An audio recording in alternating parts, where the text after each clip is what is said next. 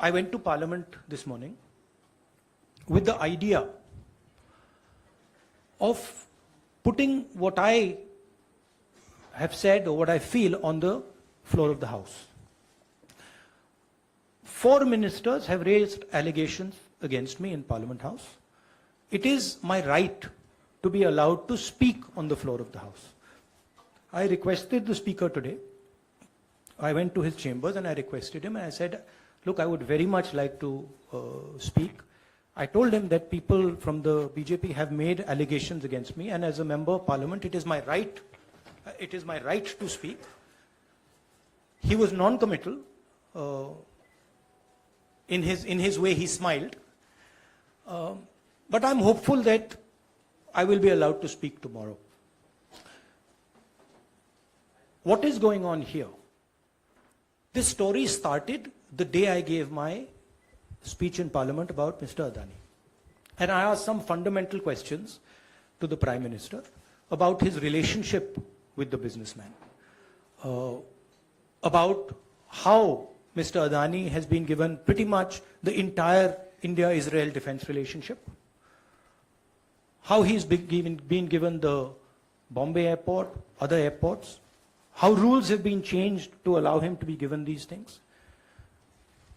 What happened in Australia between the Prime Minister, Mr. Adani, and the Chairman of the State Bank, and one of the Chief Ministers of one of the states in Australia. That's a picture that is visible to everybody. Why is the Prime Minister of India sitting with the State Bank Chairman and Mr. Adani and an Australian leader? What is he discussing? And why, after that discussion, is almost $1 billion pledged by the State Bank to Mr. Adani?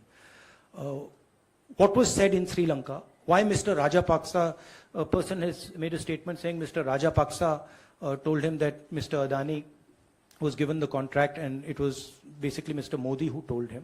The same in Bangladesh. So these are relevant questions. And the whole idea is that these questions must not be on the table. And that is why this whole exercise of 4 or 5 ministers, the Prime Minister giving a speech to distract from this fundamental question, which is what is the relationship between the Prime Minister of India and Mr. Adani and his companies, and more importantly, whose money is in these shell companies? Who is this unknown person whose money is in these shell companies? What is his relationship with Mr. Adani? These are the questions. I would like to go into the details with you. Unfortunately, I'm a member of Parliament and I'm hopeful that I will be allowed to speak in Parliament. So I would like to first place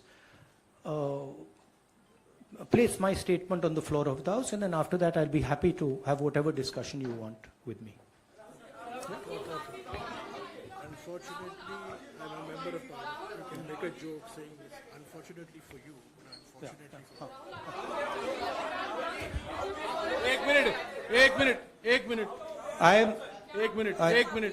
Ek minute, please. See, I want to make it clear. Unfortunately for you, I'm a member of Parliament, and as the allegation has been made in Parliament by 4 ministers, it is my right to have the opportunity, a democratic right. So if Indian democracy was functioning, I would be able to say my piece in Parliament.